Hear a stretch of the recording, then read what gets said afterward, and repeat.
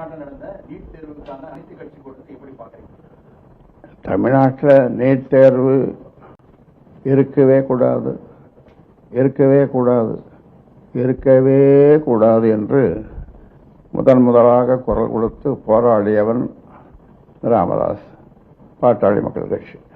அதனால அது ஒழிக்கப்பட வேண்டும், அது நீக்கப்பட வேண்டும் என்று யார் குரல் கொடுத்தாலும் அவர்களுக்கு என்னுடைய ஆதரவு போராட்டமாக இருந்தால் அதிலும் நாங்கள் கலந்து கொண்டு எத்தனையோ போராட்டங்கள் செய்தோம். நிறுவன தலைவர் இல்லை, இன்னைக்கு கட்சியின் தலைவராக ஆயிட்டேன். நிறுவனர் மற்றும் தலைவர்